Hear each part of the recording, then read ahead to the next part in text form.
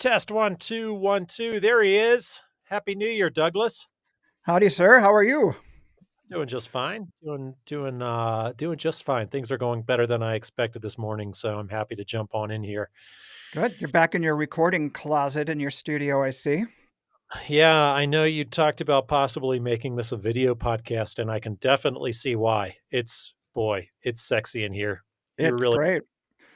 these moving blankets that are stamped property of U-Haul. And What not allowed to keep these, but breaking the law, like they say. do they say? A peek behind the curtain, right? A peek behind the packing blanket. That's right. That is yeah, the wizard is in full effect. Yeah. How are you doing? You've had a big major surgery, but you're upright. You look bright-eyed. I'm bright-eyed and bushy cast on my left leg tailed. That sounds So kinky, but all right. it's How's sticky. that yeah, you got your cast on this morning. What color do you go for? I went for boring old black.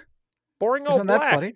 Yeah. I mean, it kinda is, until you get out there for your first show and start soaking in the heat, but, Yeah. maybe Yeah. the I what I said to the nurse, maybe I don't know who it was who put my cast on, the physical therapist, whatever. I said it's so ironic because Renee and I are all about color, colored glass, brighter the better, and I went for the absence of color. is it the absence or is it the presence of all? What do they say? Isn't black the presence of all Oh, colors? well, I haven't heard that, but I love it. Okay, I've got the presence of all on my leg. Yeah, you got the presence of all colors. All right, very good. Yeah, I think you had thrown it out there asking other artists, like, what color you should go for this time around, and, that seems appropriate. It does, and Mhm. I asked, like, soaking up the heat, when you're out there on the street and you have that cast in there, but at the same time, what are you looking at as far as, coming back from this and working again? My first show is 4 months from now, Okay, 4 and a half actually. So we I've got another 8 to 10 weeks of recovery time. So okay, I'm only 2 weeks in, but I right on. am a lot more upright and mobile and energetic than I was the last time. So this Yeah, is good. I feel good. you look, you're I mean, like you said, you've been through this thing before. You know what to Mhm. expect, and this sounds like it's going a little bit better than expected. So, um, Mhm. you know, Godspeed. I do have That's all. a couple quick funny stories about, going through it for the second time. Um, it's weird because I'm trying to, in my head before the surgery, anticipate what, I'm gonna have happen because it's been done before. Sure. And when I got out of surgery and the day after surgery, I had this really nice nerve block that took all the pain away. And I'm like, I don't remember it being this easy. This is gonna be the most fantastic recovery ever. Well, the nerve block wears off the next day, and I was like, "Ah." Yeah. Well, I found out that there's this kinda interesting little correlation between memory and pain. You Yeah, know, I any of do. us Yeah. who any of us who've been in, like, in the birthing room with our wives or girlfriends giving birth will know they have that look on their face that says, "Oh my god, I I forgot That's this is happening to me again." Well, that's kinda exactly what what happened this is why here. people have second, third, fourth, whatever children, multiple Yeah, kids. It's because of that pain memory response. So, yeah, yeah, and then you start to you got your leg baby, and it exa the leg baby's starting to push and pull. That's not good. but it's actually a thing. It's built into our brain that we forget, that we have amnesia. Right. Isn't that crazy? I'd never Yeah, heard that that really before. is. That's really interesting, and it does make sense, as far as what I've understood about, childbirth, and, I've never obviously, I've been kicked in the nuts before, but that's about as hard as Yeah. it gets. But Which it's doesn't compare to childbirth, so I'm told. so you're told, so you're told, but, I don't want either to happen anymore, so let's move Right. on. Go That's ahead, been sorry. my exciting break. Tell me about your kind of break from the studio and your holiday time away. Uh, I left some small commission work, like, my work and I like to work big, and if I go small, then I just don't like to do small things, Mm, and I had mhm, a beloved client. I'd done multiple pieces for her in the past, and she had asked me to document um, this cabin that is right on the edge of Muir Woods in California mm, that her family has owned, and her father passed away, and there were too many kids in the family to ever try to split it up logically, so they mhm. had to sell it, and they were heartbroken about this, and so I'm documenting this, cabin. I'm only as good as the reference you give me, you know? There you Can go, you yeah. can you paint me a portrait of my wife? I'm like, only if I know her, you know, Right, yeah, or if I've even a photograph, you're not gonna get the same type of thing unless it's like an iconic kinda thing and you're going for that, but I can't necessarily do it unless it's somebody I know, and this was like she gave me blurry Polaroids to go from, and, mm, this is the pain of like a 2D, a 2D liar like yeah, myself. You're like I don't know. I can't imagine you and Renee taking a commission and not really knowing you can nail the colors until you open up the instructions that the client has given you. I just can't mhm. imagine you getting yourself in that position, but I foolishly I didn't even open up the folder until basically the pieces are due. And I'm looking at Okay, these references, and I've already been kinda coaxing her along going, "Oh, yeah, things are coming along great. It is yes, I'm crushing this. It's gonna be awesome." Meanwhile, yes, I'm putting it back and back and back. It's due for Christmas. Douglas, I didn't start oh, the goddamn thing until and this is like 7 little portraits of this house, like 24 by okay, 16. She didn't give me a decent reference of the house. She gave me like 2 blurry Polaroids, like uh-huh, fading, blurry Polaroids that I'm supposed to and they're like and they weren't even Polaroids, they were a picture from her phone of the mhm, house, and, yeah. like, it was terrible. It was a nightmare, It's and like it was too studying late. it's like putting off studying for your big final. You Mhm. open up the notes the night before, Yeah. and you've got no notes. You've Oh, got nothing to draw. Oh. yeah, Well, art show how did stress you work it stream. out? I just did it. I don't know, You did it. just did it, made it look Cool. blurry. Alright. I did. I just kinda painted it blurry. So, yeah, Maybe it's I don't a know. new direction for you, Will, blurry illustration Oh, art. yeah, you'll see them in my next booth. That's not where I'm going. But she had all of these elements of things, "This is what we loved about" I'm like, "It's just a sketch of the house," and I'm looking like, Mhm. "Did I really just paint a blue toilet in this?" Like, seriously, I painted a blue Sure. toilet just right there Okay. in the front of the all these little things, like, each person got a thing that they loved, like, one person loved the blue bathroom, so, there you go. Merry You get the Christmas, you get a blue shitter. okay. Okay.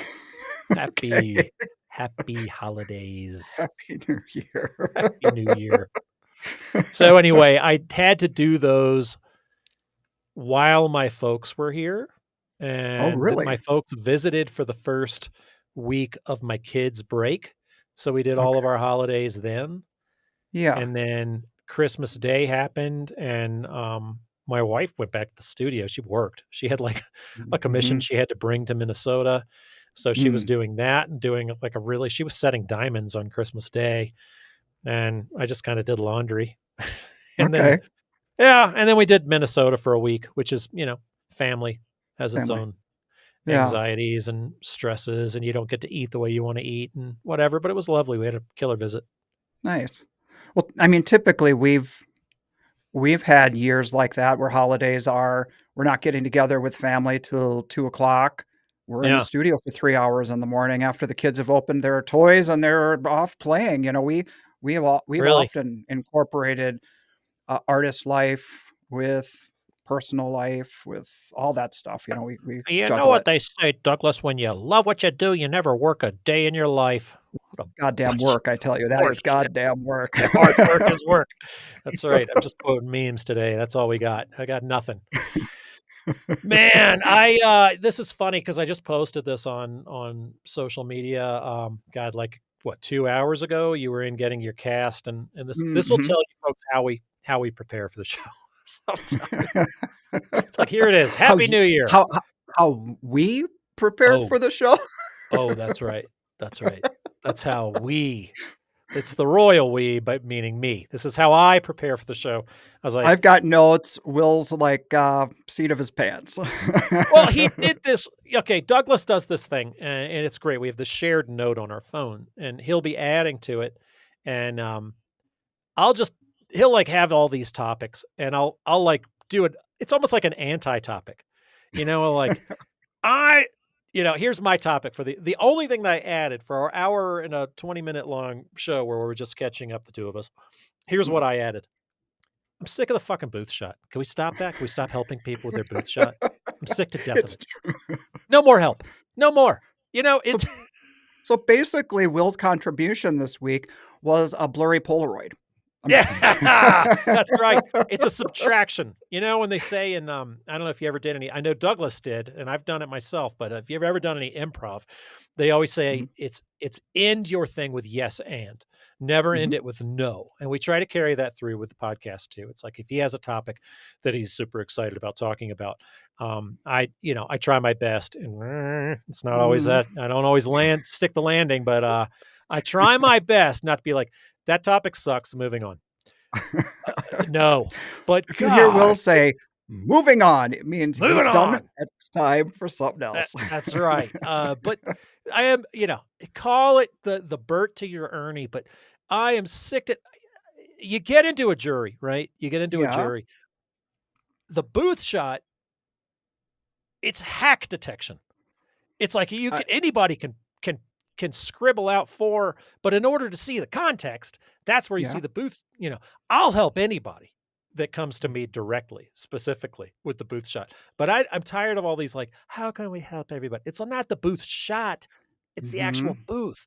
Like, don't just Okay. try to elevate your photograph. Your photograph is what it's like this is what it's how the jurors see your work in context, and if your context is, "Yeah, it's not as good as I thought it was," Mhm.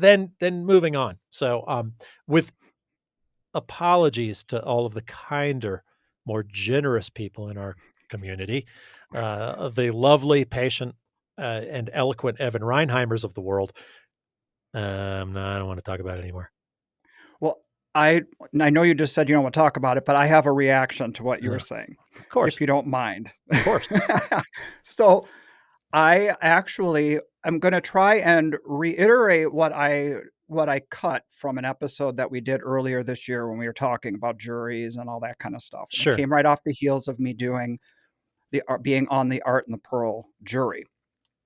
And my feeling on the booth shot is that a lot of times we have a hard time as artists criticizing or improving our actual images of our pieces or elevating our pieces.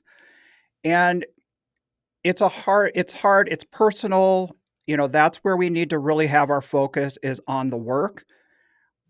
But it's hard to criticize somebody and say, work on your work, even ourselves to say we Hmm. need to get better at our work. And it almost seems like the booth shop becomes our scapegoat of if I just keep getting a better booth shop, that'll be the solution to get me in.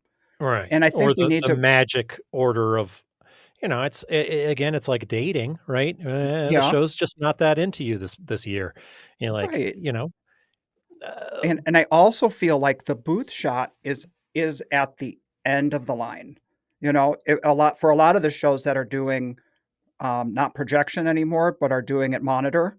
mhm, And I felt like from my experience with jurying, you see an image and then you want the next image to give you that, oh, and the next image to build on it and go, whoa.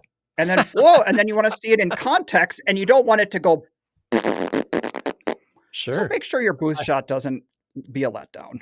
That's It's really just it. context, though. It just puts your work in context, Yes. and it says whether you're a pro or not.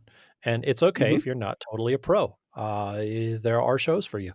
And then you can move on and you can whatever, and then you look at the other people around you and look at the display, and then you work on it. But, Hmm. taking a magic picture, doesn't exist. Right. Moving on. Well, yeah. Moving on.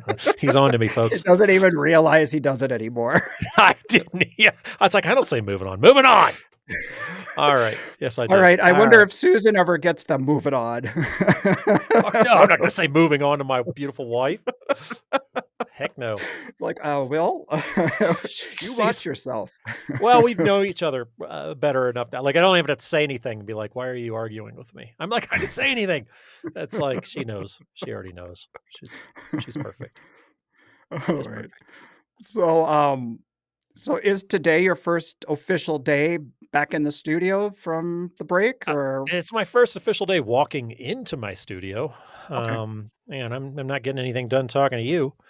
Okay, well, as you would say, we'll keep this one tight so you can get to Well, work. no, I mean, I started out my studio day. I met with my ex and had coffee and talked about how to, juggle shows and kids and trips and Mm, volleyball and activities and all this stuff, and that went better than expected. And we're on the same team as far as that goes. And now talking to my talking to my art show wife here on the podcast. I got to talk to you, and by the time I do that and then get back home, and so I got to go home and help move in a piece of furniture we got coming. So, okay, cool. um, Well, yeah, uh, sorry. Yeah, they well, kindly agreed. It's a jeweler's bench, actually. So it's a oh, new okay. jeweler's bench for the new year. Oh, cool. They're they're going to deliver it. It's solid wood, right? Big Yeah, mhm, big bench.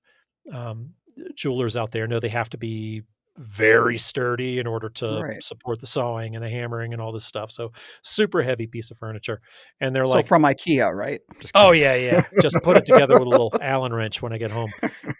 But they drop it and they're like, "We'll only deliver to the curb." Mm, I'm like, okay. I bet I got $20 says you'll take it a little farther, but we'll see how it goes. I gotta be there when it Big gets when it spender. gets yeah, dude. High roll. I just flick those things around.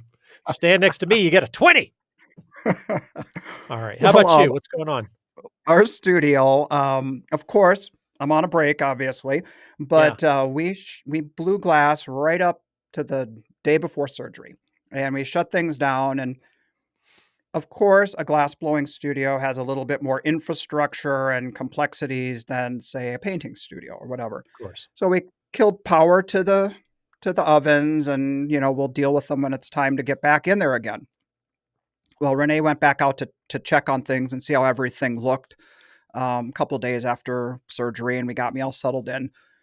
And sure enough, we have some furnace repairs, let's say, Oh, coming up no. in our future. So that's never a fun thing. Is we're going to have to. It's not going to be like last time where we had to completely destroy, tear it apart, rebuild it Right. because it had been a 15-20 year furnace that Sure. needed a complete overhaul. This is just yearly or every other year kind of maintenance type stuff, but it's still a pain in the ass Let me ask you this. when yeah. Is a furnace kinda like an old car? Like, if if Oh, I noticed, like, if I'm driving and I had this old Pontiac when I was, in my teens to 20s, almost to 30s. I had it okay. forever, this '76 Pontiac Grand Prix. That was my Uh-huh. grandfather's. Loved that car, but it was the type of thing, like, I drove it a certain way. I could get it started. Mhm. I could but then other people can't get it started. You get somebody Mhm. else driving it, or if you shut it off for a couple of weeks, then it kinda breaks down. Is that what you're dealing with? Well, it isn't sort of. I mean, I we don't wanna bring in, like, studio, rentals or people to use the studio, like, when we're not in there for Mm, that purpose alone, because the equipment is such a huge endeavor, cost, maintenance. We don't want anyone else messing it up. We want our hands on it so it's there when we need it. But in this particular case, there are just components that break down over time. Our heating elements made of moly B disilicide. It's basically like mainly Sorry, like what's that? glass. Yeah, it's not like an element, it's glass, and then the electricity goes through those elements, super delicate, super fine, but they can put out a lot of heat, Of course. 2,100 degrees to be exact. So anyway, when they got shut off, one of them just had a weak point, came apart, boom, that broke. And then the crucible that holds all of the glass, it's like the shell that holds molten clear glass. It starts to eat through. The glass eats through that crucible. And so it just ate through it a little bit quicker than we had anticipated. There's just those normal complexities with having a glass blowing studio that we that we have to prepare for, that we always Yeah. have to have in the back of our mind that something is gonna happen, and I've been reading this book. It's about you know it because you sent me the book. It's called The Endurance. It's about the Oh, yeah. The Shackleton exploration of Antarctica, the ship gets frozen in the ice, and it's about exactly. yeah, so, So I'm at if the you guys point here's our IAP book club, but, right. honestly, one of my favorite nonfiction books of all time. I've already read it twice, but it's just the ship is called the Endurance, and it's about these men who go on this expedition, and just disaster after disaster after disaster, and each one of the men keeps a diary. So if somebody's being horrible, and not, it's interesting to hear like the perspectives of the different men. Mm. So Well, anyway, go ahead. what about the story that is really resonating with me is all about, like, you have this idea or this anticipation of what this hard journey is gonna be, and that often comes across with, having a glass blowing studio, and we shut the studio down, and it's like we have these plans that we have the work made. We're gonna be able to go back to the studio, flip it on, and just roll right back into our season like normal. But it's almost like the Endurance getting frozen into the Antarctic Ocean. It's like they stayed in that boat, that ship, for a year, Yeah, thinking, or almost a year, thinking that the ice would break and they could just keep on going down through the ocean until they realize that the ship is literally being crushed. So crushed. they have to adjust and they have to keep moving forward. And I feel like these things come up and we just keep moving forward. So I'm really enjoying that. And I'm thank you, by the way, for sending that to me. Yeah, definitely. I'm glad you're reading it. I thought it would resonate with you being, there's a claustrophobia element to it, Mm, and kind of being a captive in your own skin that I know you're mm. dealing with right now, that I think you've handled pretty damn well, both that last time and into this time. At least you know what to expect. But Well, um, depending on the day. I'm not gonna lie to you, and I'm sure a lot of artists out there are with me at this time of the year. If you're not out on the road doing shows already right into your season, for those of us who are kind of like home, yeah, either working in the studio, planning for the future, there's that uneasiness that comes in, that creeps in, that makes you just want to figure out what everything's gonna be like. What's it right. gonna be, you know? So, Right. There's so much uncertainty in our business anyway. And, is this show that I have always made money at, are they going to let me back in? Is it going to mhm, rain? Is it going to whatever? I mean, it's like, I feel like the holidays end and there's all this money going out. So all of your end of the year money is going out to family and gifts and travel and all this shit. And then you go directly into the rent being due for the first 6 months of the year.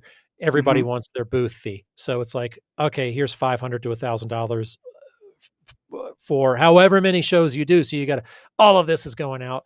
And then everybody's like, I'm supposed to be in my studio working. And it's like, you get a hit, you take that hit, you don't get into that show that you wanted to Mhm. do, and you take that hit and you're shitty and you get online. You're like, somebody's like, I got into this show. Have you ever heard it? And it's your favorite show and you didn't get in. You're just like, yeah, I've heard of it. And then you just want to F rip you. 'em. Yeah, just rip them a new one. Oh yeah, I've heard of it. That's how adorable you got in. You have fun selling your Yeah. doodads. And it's just it's a weird time of the year, and we're all on edge, and especially the uncertainty of where you are going to go, or if you're gonna, Mhm. or if your dumbass is gonna agree to go to Miami, and then your dumbass is gonna agree to turn back around and have 10 days to get to California. Who would ever do something like that? I mean, who would do You're a that? real moron. That's who would do that. Bert. That's who would do it. Bert. I My, did it. I'm doing it. my I got it. co-host, that's the one who did it. And I'm looking at these spots, and it's like, here are my first 2 shows, Miami and California. I need a guy. Anybody got a guy? Send me a guy. I need a guy to drive. He's gotta be reasonable. How much do you pay the guy? You Oh, know? and they've gotta have their own vehicle. Oh, yeah, that's right. I don't have a van. I have no van. I'll Damn. rent it. Yeah, because Well, there's the Enterprise yearly is recap. super excited about just renting to somebody, and we're like, "Who's the other driver?" I don't know. It'll just be a guy. I'll find somebody. Like, I don't know. It'll work out. It'll work out. I Always mean, does. I right? I have to actually take a break from the 24-hour news cycles too because that stuff is toxic. It's Oh, just yeah. it's crazy, and this is Let's gonna be one surround of those ourselves with a years. bubble where we can just constantly just turn it on fire and turn it over in our head, and I'm gonna mention this other book that I read, at Mhm. the end of last year that I mentioned last time, but the main take one of the top takeaways that I took from Stolen Focus by Johann Hari is that Yeah. Facebook only exists, it is only successful, and it is more successful if you don't turn it off, and you don't turn it off if you're pissed off. So the more it makes you angry and the more Mm. it turns things over and shows you this bile, then the more you Mhm. won't turn it off. So you are addicted to poison. So it's not just a Wow. conspiracy theory. This is the way Facebook is run. So turn the Mhm. goddamn thing off and go about your business and make good art and quit getting on Facebook and telling people they're hacks. You know and you know what else kinda tricks me into getting on those things, on the different social media platforms, is okay, so I know that it's not good for me personally Sure. unless I keep it very tight. I've created my Instagram, my personal Instagram now for people who I would walk up to and have a conversation with because we are friends, Mhm. and I'm keeping it tight in that group. But I feel like what gets slippery for me is I'm like, "Well, no, I'm doing this to promote the podcast," or "I'm on to Right. promote our business."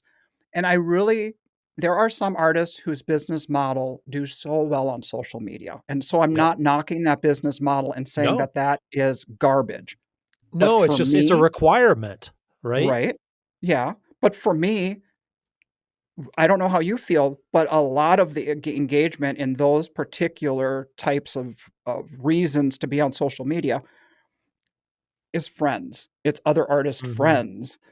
And it's not necessarily transcending my collectors. My collectors aren't there. My collectors are at shows or have collected from us for years, and I don't know, maybe they're too old or not interested, and they reach out directly or they go to the website or they go to the shows. So, Right. anyway, so that has been my struggle with social media, and one other thing about Johann Hari, because I wanted to bring him up, I was going to say, I wonder if, what we were talking about, what you were saying about his book or sharing some insights about it. If I have a phone addiction, if when I am post surgery, Mhm. any of us who've been put under put under anesthesia and you're waking up and you're in the recovery room and you hear the nurses do that like old man talk to you, like, Douglas, Douglas, are you awake? Can you hear me? Talking like you're in a nursing Right. home or something. And I'm starting to come to, and I hear them say, "What are you doing?" And I go, "Just a minute." And like, "No, are you okay? Are you awake?" Or blah, blah, blah. And I said, "Wait till I finish this." And they look at me, and I'm looking down at my thumbs as I'm waking up. And they're like, Oof. "Douglas, what are you doing?" I go, "I just have to send this text really quick." And then all of a sudden, as I'm waking up, I'm realizing I don't have my phone in my hands. I don't have blah, blah, blah, blah. And it's like, it's true. Those phone addictions are real. And Yeah. if they are in your mind even when you're under anesthesia, that's Oh, pretty yeah. scary. And It's yeah, got you good. It's got you got me good. good. Feed that Got its monkey. hooks in me. Yep. I got a text right now. I wasn't even listening to what you were saying. I was reading it. I'm kidding. I know. I know you're kidding because 'cause I'm looking at your face and you're not looking down. I know you're looking at my face. My eyes are shrouded with the light above, and it's glinting off my gigantic forehead, so you can't see. I'm looking down. You can't tell. Okay, Mhm, it's okay. mhm, mhm, All right, mhm. so that is, be careful, be mindful, be kind, and do that stuff, and then we'll move on. Another topic that it was funny, I threw that thing on there on online and said, "Are there any topics moving forward that you'd like us to address?" And Yeah, our old friend David Bjerstrom commented, and he was like, "I'd love to hear you guys talk about the hidden costs of running a show and the mhm. secret costs." And I'm like, "Well, I don't know what they are." Like, Right. I will have somebody. I promise that is interesting. We'll talk to somebody that has done that, and we have Well, some. I do have some insight with that Okay. because, I've learned a lot. being on the board for NAIA because we work together with show directors and other artists, and we Of get to course. learn about both sides of the industry.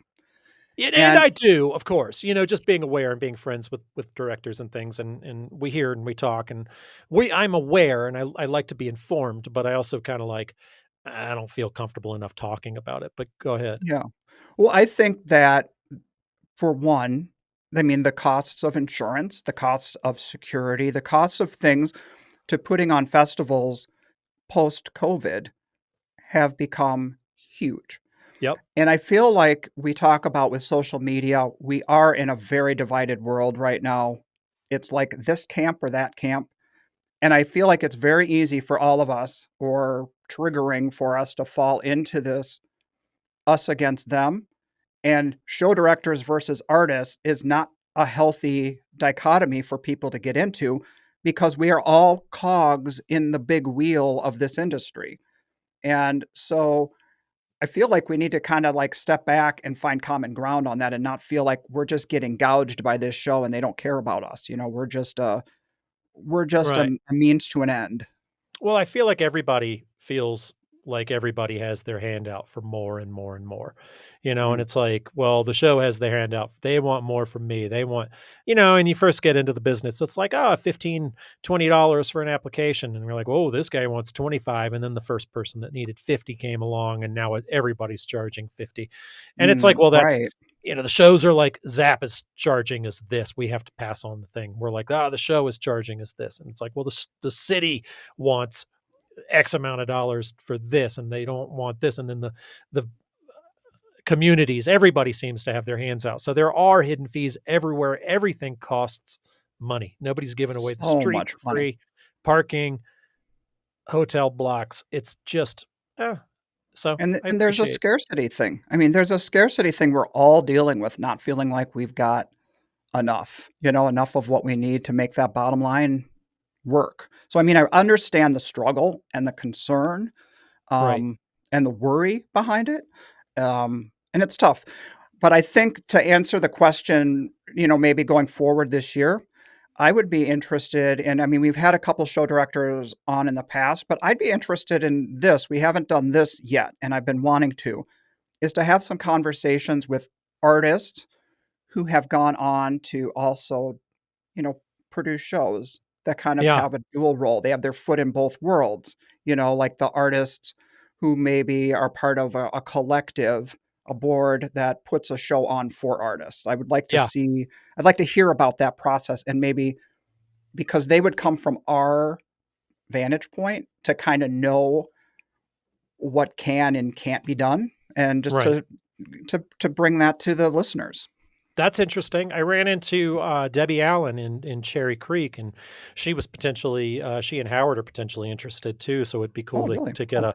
a both sides of that too on a group that is used to not only dealing with one community, but multiple communities as like as a business model, so that would be Mm, kinda cool to get that side too. It's something we could awesome. ask of those guys if we can, if I mention them by name, maybe that holds their feet to the fire, and we can It get sure that going does. for this year.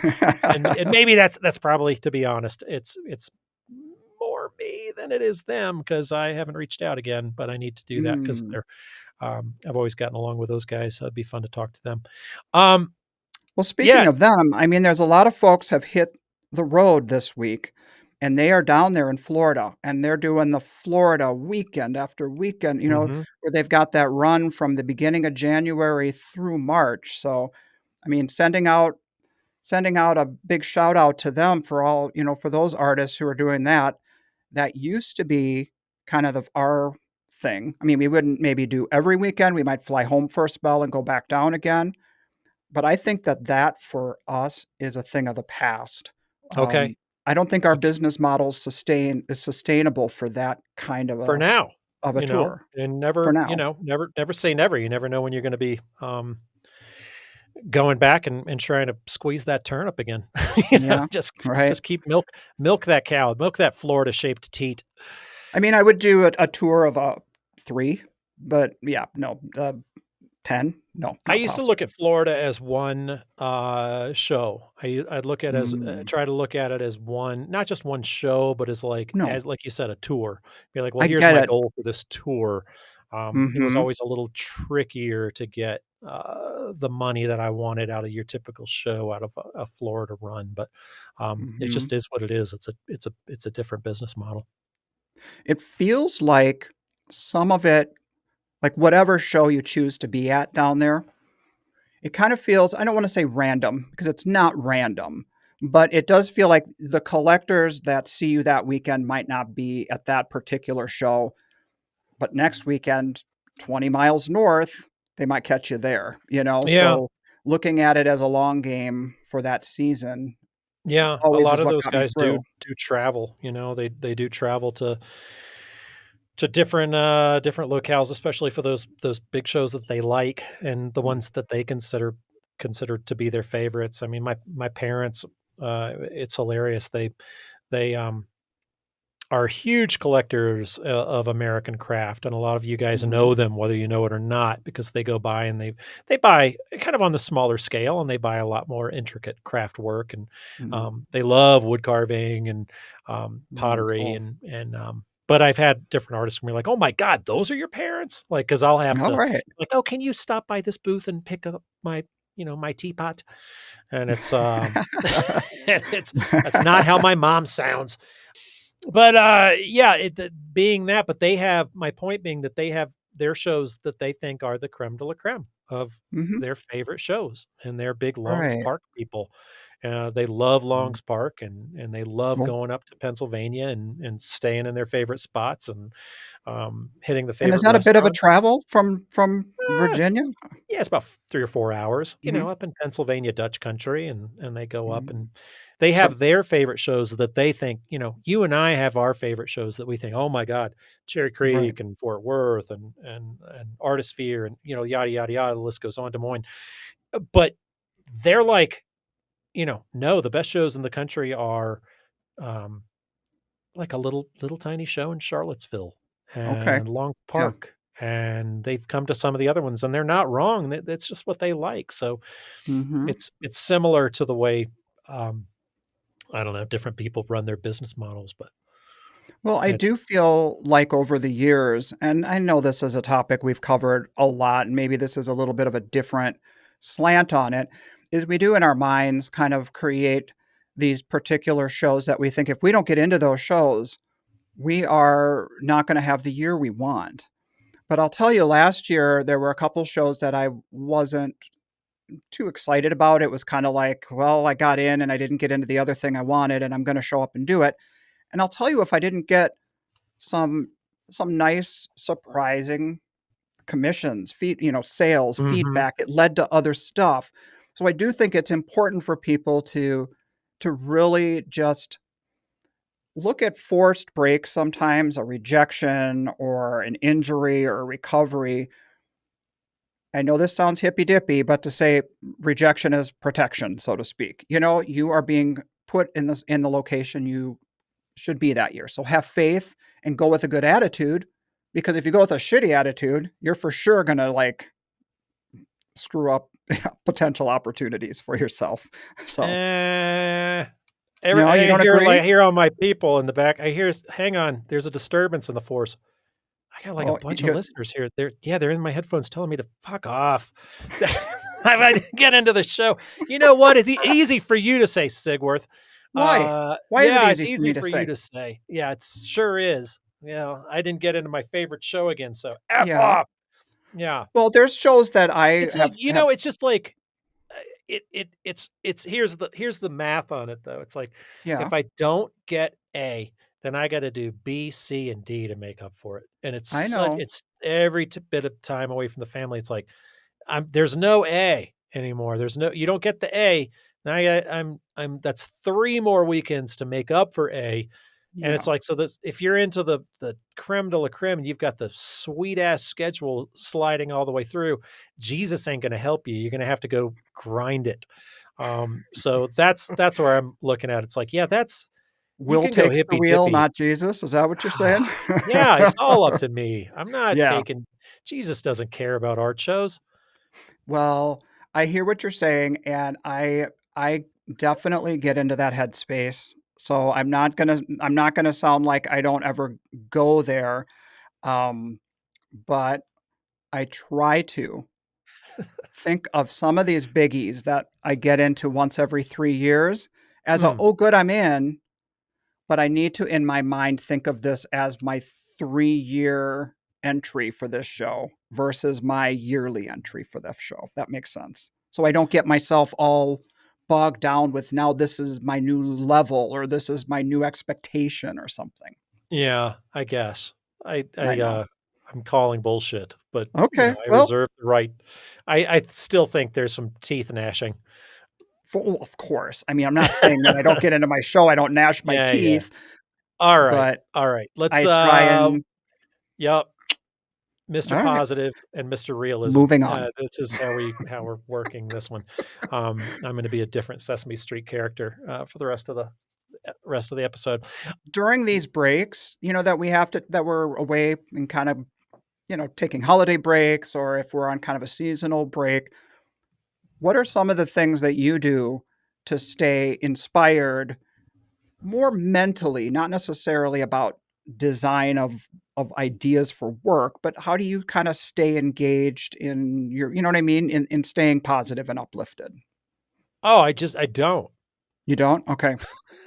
I think we made that abundantly clear. I try to go through it, no, I try to go through it bit by bit, and I'll tell you this, this is not the answer to your question, but you say not maintain, creativity, but, that is my big goal for this year is to, kinda scratch some of those creative outlets that I've let go and Okay. go back to some new ideas, and I'm sketching more, I'm writing more at the beginning of the day to try to come up Mm, with new ideas and new ways to take ideas that are favorites of mine that I like to mm, lean into.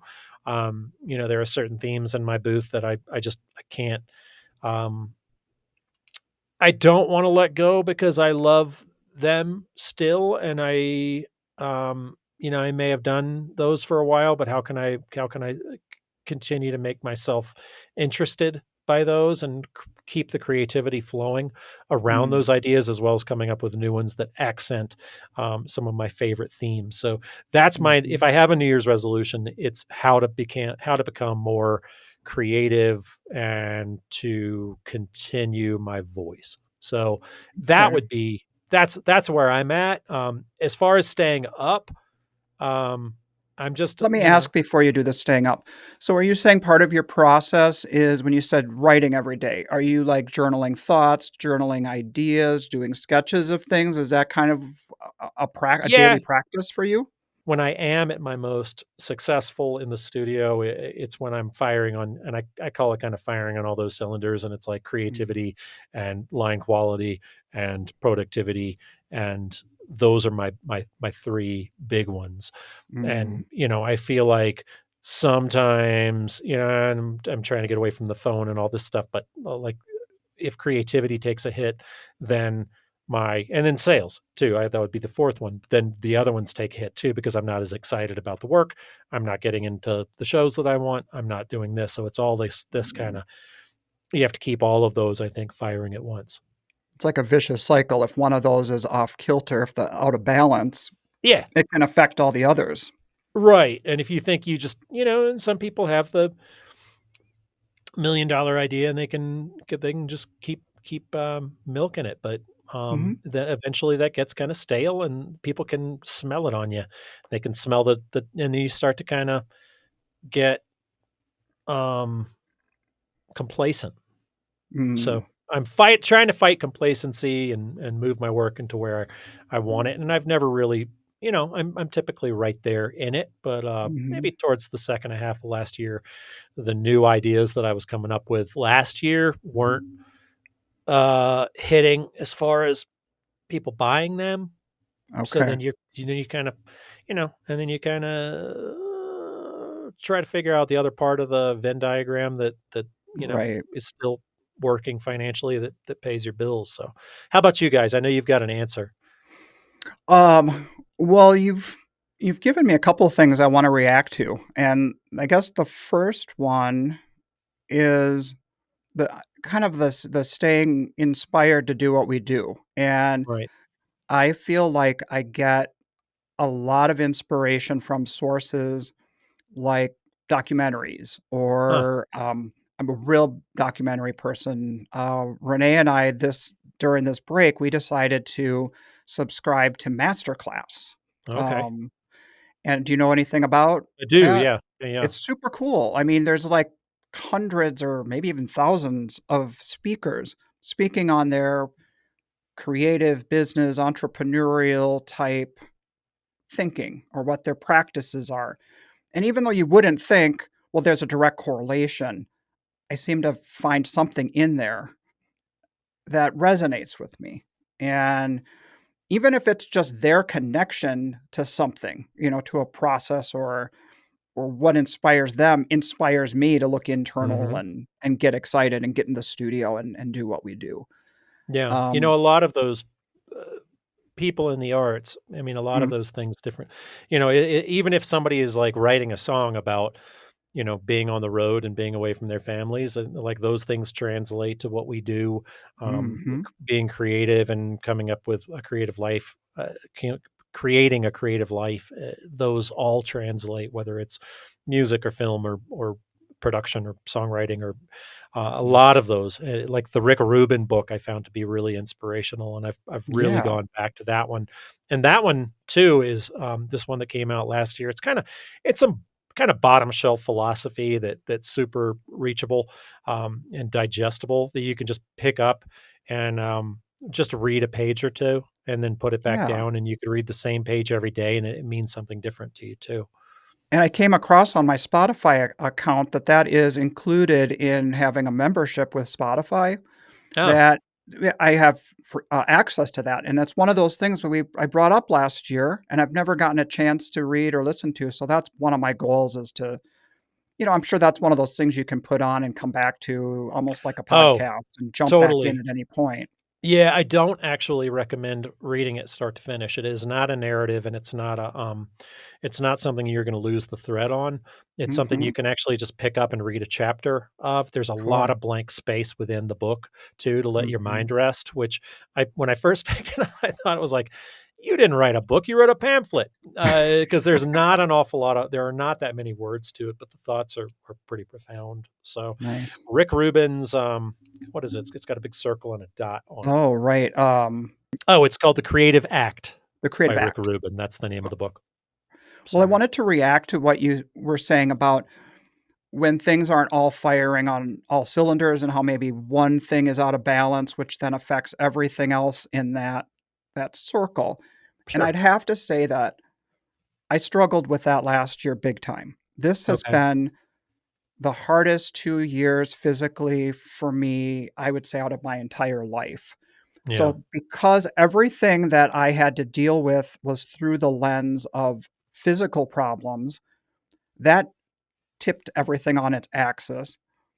And I've extended myself in a lot of different areas. I'm not gonna get into the details of what they are, but the balance was way out of shift.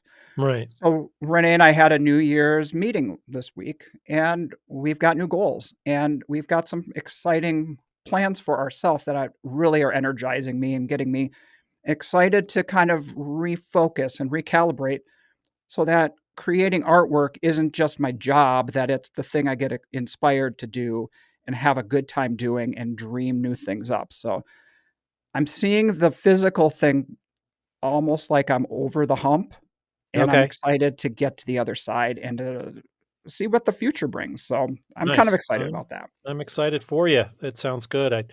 It's funny, we do put a lot of, energy into the podcast, and I know that Yeah. takes away some of our energy for, artwork, so I'm trying to figure out where to weed the garden, There's which, going to be a balance. I know we don't know exactly how it's going to take shape. We both really like what we're doing with this, but it might be taking too much of our other focus. We might have to recalibrate, and we don't know what that means. So we'll figure that out and get back to you. yeah, it's a work in progress. In line with staying up mentally, I feel like since having all this time on my hands, the mind just goes crazy, right? I mean, we've all Right. talked about the mental health of being sidelined. But what I'm trying to get to the heart of it is I think to myself, it is for me about this perfectionism. And I've always hated it when people say, "Oh, I'm a perfectionist," because in that statement alone, it makes it sound like, well, oh, I only aspire to do really great things. And being a perfectionist, in my mind, or my definition, isn't about everything you only want to do greatness. It's that you feel like everything you do is shit. You know what I'm saying? And then that Mhm. is the thing that is so hard to overcome. Right. Um, do you ever deal with any of that kind of that Oh, yeah. feeling? I've got them all. Every different kind of anxiety that you wanna talk about, I've got them. 'em. I've got the, imposter syndrome, I've got, inferiority I mean, it just is all I mean, we all kind of deal with our own things, and I think anybody who says different is either lying or just, an asshole. It's just I know there are those of us out there who are super confident in their work, and I'm jealous of those guys, but I think we all hit our demons. I think, the photographers out there, I've talked to a bunch of friends of mine. I've got a bunch of friends that are photographers that, they deal with the way other artists look at them, and where they're Oh. like, "Oh, it's just you." They think I just push a button and take a picture, and they don't think about the reams and reams and reams of photos that I have to take before I get one that I actually like. Whereas jewelers, their booths are you can't just walk past a jeweler's booth and glance at it and know what they're all about. I mean, I've you can look Mhm, in my booth, you can cut your eyes in my booth or yours and tell pretty much what we're all about. But in order to mhm, see a jeweler's booth, you have to go. And so typically a jeweler's booth has more people in it, and it's a lot more of a different kind of engagement. So the grass is always mhm. greener, and That's interesting, that perfectionism translating into what people think of us yes. and other artists and our peers. It's interesting because I do and have over the years maybe had a different perception of what I thought people thought. Like I would think, "Oh, they think," let's say, something negative that is haunting me and in my head. And then somebody will come up and say something that is kind of positive and uplifting, and it feels good. And I think I guess I misread that. I thought that, this is the perception of me and my work, and it always makes me come back to the idea that we're so worried about what people think about us or of our work or what we do, when the reality is they probably think very little about it. I don't mean little in terms of status, but in, like, the amount of time they actually think about it. You know what Yeah, I'm how much saying? space it occupies in their head is pretty small. Exactly. We build it up in our heads so much more than maybe what's real or actual. Right, exactly. Um, So, what are some of the other questions that we got from online? Did you wanna take a look yeah, at I that and wanted see to what we bring got? this up. Well, this was a good segue Sure. into what we've kind of been talking about anyway. But our good friend Jay McDougall chimed in, and he wanted to know our different because you asked me how I keep up, and I don't know if you maybe had read this ahead of time, but he was like, "What do I you haven't do to seen 'em. stay?" He literally says, "What do you do to stay up and positive at a show, countered Mhm, by pitfalls to avoid? Like, what do you do to stay mhm. positive and I mean I know what I've got and how do you and God I love Jay. I mean he's one of my favorite humans, but How do I it's stay just positive? I talked to Jay McDougall. He hell yeah. usually, Oh, cheers that's me up. that's that's a pitfall right there, my Oh, friend. You that's better a stay pitfall. away from that guy. Better wait till he's got his salmon colored pants on. That's how he stays away. That's his kryptonite.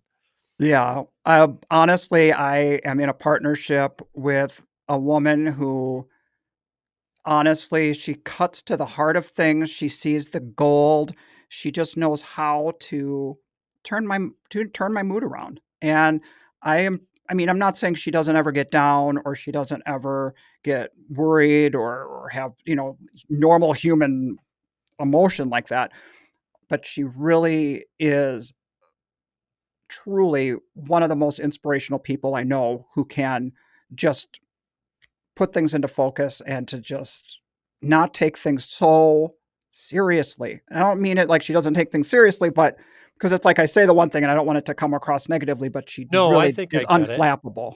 Yeah, that's amazing. I mean, she's Yeah. got, like, what I've noticed about Renee just being close to you guys at shows and to get her to know a little bit better, but it's almost like a bedside manner. You know, she's a doctor, you know, like, she would have made an excellent surgeon Mm. where she could come in and talk to the person and be like, "Hey, it's, you're having a bad time right now. It may not always be," but she's Right. not that she's always positive, but it's like, "Look, this show is a cancer diagnosis, and I'm still gonna tell you, you're gonna feel okay about it. Here's how you get through it. A Yeah. to A to Z. You know, And here tomorrow will are the be a steps." better day and Yep. whatever. It's like not Or even yeah, if it's not, or this even is if how we're it's not. gonna deal with it, and it's like, Right. kinda, I've been lucky enough to know several people in my father-in-law is like that, and he was, you know, Mm.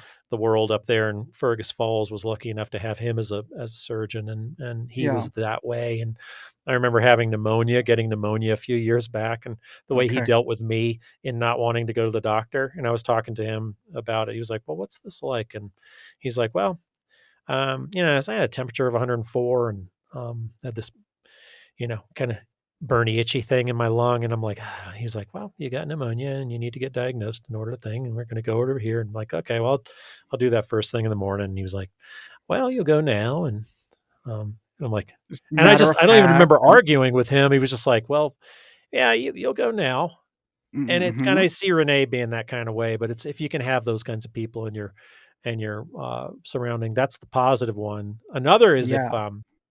is if you're lucky enough, this is, I believe in getting your mood right and Mhm. shaking it off, and there are certain things that people can say to me that in the past have sent me spiraling, and Mm. they piss me off, and I just kinda go down the and I've kind of gotten used to that, that it's like I realize that the terrible things people say to you typically are it's not them trying to be mean, it's them trying to figure out a way to relate to you because they think you are, you know, your work is I said this so many times, but like the hot person in the bar that you really wanna talk Yeah. to, and then you just step on your tongue, and they're just stepping on Mhm. their tongue, and they're not trying to say anything mean, so but it still takes me a minute, and I'll just walk behind my booth, and I'll just kinda do some stretches and, kinda open myself back up. Mhm. Another way, and this is a good one, Mr. Hooper, if you've ever been lucky enough to Mm. be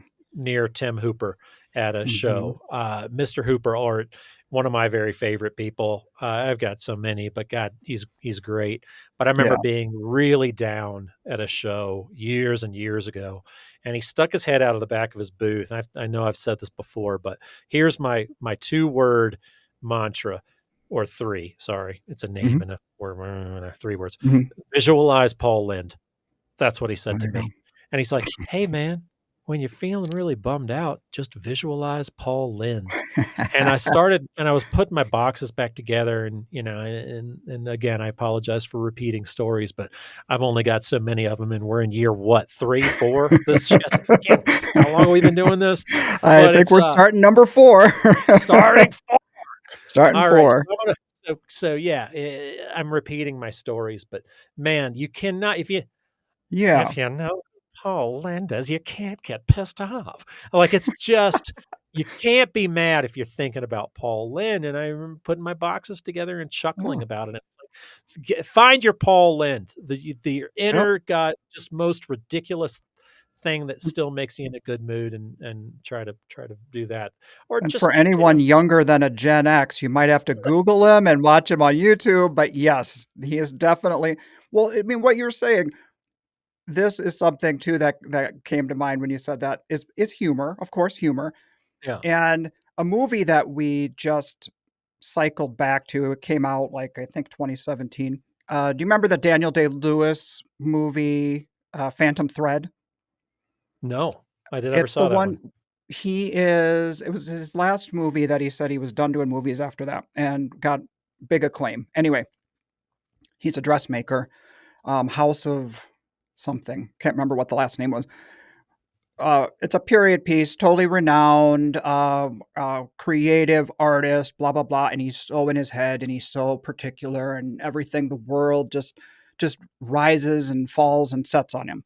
And he has this total mood about him where he gets inspired by a woman, a muse, and then he immediately falls out of favor with her. And every little thing, the noise from the toast scraping gets under his skin, and any noise distracts his creative process, and he gets just so like put out, and then he puts her out, and then he moves on to another muse.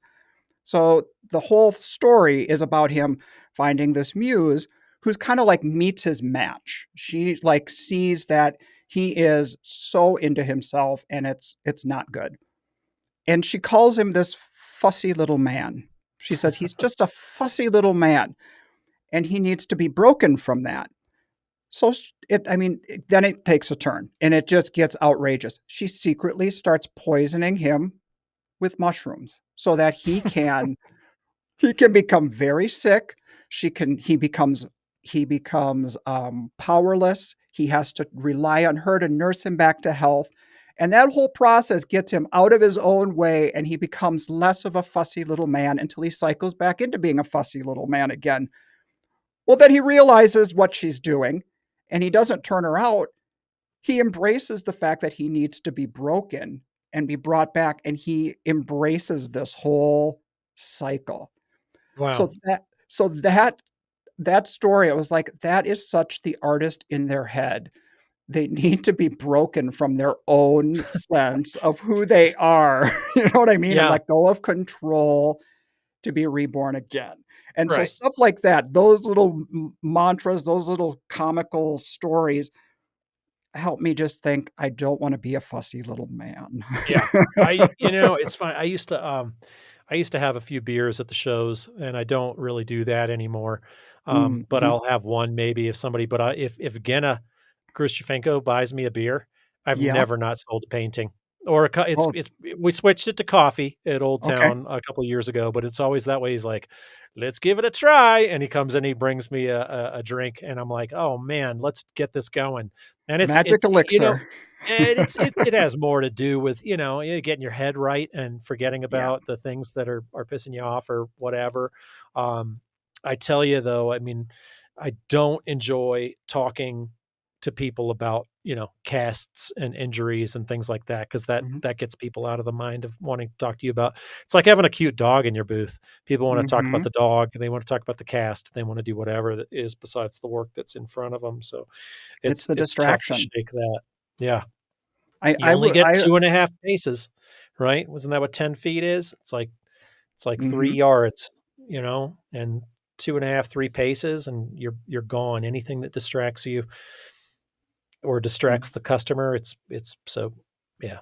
And Yeah, sitting in your booth, nobody wants to go into the empty booth, so I always try to move around, but yeah, just keep the energy up and engaging, and that's how you keep the mood up, that's how you keep the buying energy up is thinking about, engagement, and that's worked for me anyway, yeah, especially this yeah. year when I had to have my ass plopped in a chair the whole That's show, true. you Yeah, but know? so many people do. I mean, you did a good job of kinda being on the edge of your seat, though, and you still felt like a presence in the booth without and it's not an option to stand for a lot of us. A lot of us are getting older and have, foot issues Not or whatever not else. me, maybe Yeah, you, not me. right. And it's, I can't not me, I got taps on my toes. Mm, get going. Anyway, make a lot of noise, be jingly. Yeah.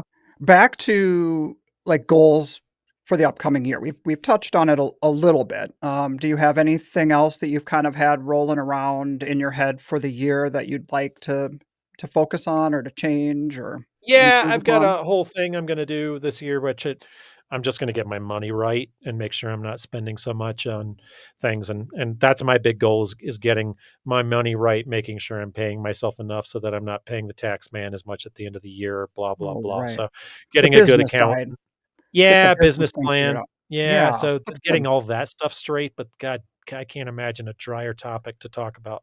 Well, no, I mean, we're all sitting down and thinking about the year coming up, and we've talked about a couple of things, but one of the things that Renee and I have been thinking about that we're going to do and try out. This has been something that we kind of broached a few years ago with another artist. We have a similar aesthetic, similar inspirations and whatnot. and we're gonna work on a collaboration. And Mm, so we've never worked like that before. I mean, I guess Renee and I collaborate with each other, and you and all I the time, collaborate yeah. with each other here, but, creating a body of work that in our mind is gonna be elevated, maybe beyond the street, maybe something Mm, that might be more corporate. what's Um, wrong with the street? Nothing's wrong with that, but I think I wanna do less traveling with getting Okay, older, yeah, of and course. I think we wanna step into bigger projects that might be a little more involved, um, Interesting. and Is this, so different you talk about, is this creating a piece or is this creating a body of work? a body of work that Wow. is a merging of what us and this other person that we're working with and starting the getting the ball rolling with ideas and having it be open-ended enough that this collaboration can go places we weren't expecting. And I find that that is just the act of doing that, whether it just turns into infusing energy back into our own work, or if it does turn into a very successful body of work that we form another kind of a, I don't know, business model, Yeah, collaboration, whatever. I'm pretty excited about the opportunity and the direction with that. And one of the things that our sponsor Zap might be interested to know that I looked into this week was I logged onto Cafe, which is a call for entry. It kind of it's a basically competitor this website. application. It's a Yeah, sister yeah, yeah, company for his application, right. and it's Wait, for sister company or totally or competition? it's under the umbrella of Weststaff. Oh, okay, alright, So interesting. Okay, whereas cool. application is focused on, art fairs, Yeah. Cafe is for public works, corporate Ah, works, exhibitions. They have all these different it's basically like logging into Zap. You create a profile of that kind of body of work that you wanna put out there, and I mean, it's a lot more nuanced. Every It's not like, with art shows, art festivals that we do, they kind of fall under a similar vein. You show up, you put up a tent, you do the show, mhm, that kind of thing. Where sure. this is so many different opportunities that you can read about and find out if you're right for that and apply. So, Interesting. So grants too? Is that the type of grants thing? Would were in they there. do grants? Okay. All I right. think so, yeah. Is it open to everyone, or do you have to be, It's do you have free to be a to little create a fancier? profile, just like Okay. Zap, creating a profile, and then you can look at all the call to entries. Now, some of the it's all dependent the costs are dependent upon each opportunity. Some Mhm. of the opportunities, there might be an application fee, some of them might be you just apply for free, and then they choose who they wanna work with, and then there's negotiation about budget and all that kinda stuff. So that's something we're looking into. Wow, that's interesting. I'll have to check that out myself. I've been interested in some public work kinda things, and I've Mhm. been, I saw Laura Young, Chris Jackson is her partner, and he Right. runs that Jackson Young Gallery in Chicago that I show my work in. But, Nice. she just did an amazing mural, public works piece, and I think super highly of those guys, and, she did such an amazing job on that I've been kinda man, that would be a really fun I've thought about mural work in my own Mhm. work and getting some of that, and it would be Cool. I wonder if there's some of that on there. I'll have to go on and check it out. So, Right. cool. Thanks for the tip. Yeah, totally. So, that's one of the goals I have for us, for our glass business, but what about for you for thinking about the podcast? I mean, maybe we can have our little business meeting out loud for people here. Sure, sure. Well, it's always fun to get people's takes, and I threw that out there on social media about, like, what would you like to hear us talk about?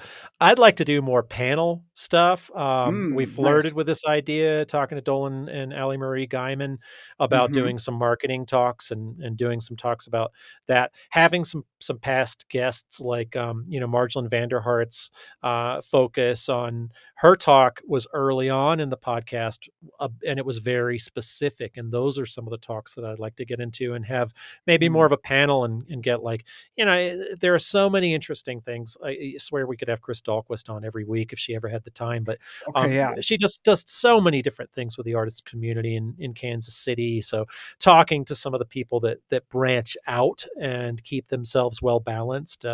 Some of Right. and we've been lucky enough to talk to so many of our kind of artistic heroes, and getting some of those guys back on to maybe talk to each other would be fun. And there are so many other new voices, getting some younger people. I've Mhm. got a kind of a running tally wish list, and I've flirted with the idea of talking to other people actually on the show. So following up on some of those. But Cool. um, how about I you? love that. What do you think? Well, I've really enjoyed our three-person talks that you and I Yeah, have been having with a guest, and I think I would like to explore more of those because I think we both bring some different interesting aspects to the table. I Um, think so too. yeah. I'd Yeah, I would love also that. I love that groove we hit with Sarah Collier, yeah, and, we also did one with Ben Fry that just seemed like, kind of a living room kinda discussion where we're just chatting. definitely. So I love that kinda we hit a nice comfort level with those, so more of that More for of sure. that.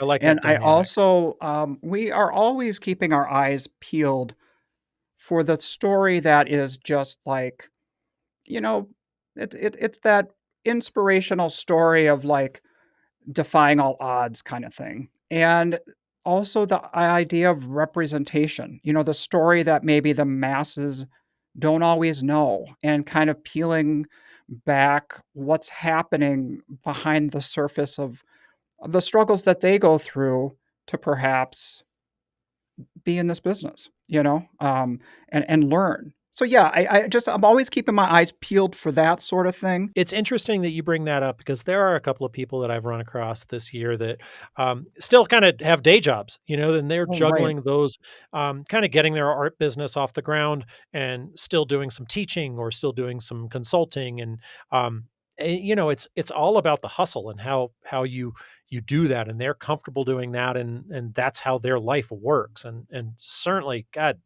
absolutely no judgment there, more of just Yeah. interest.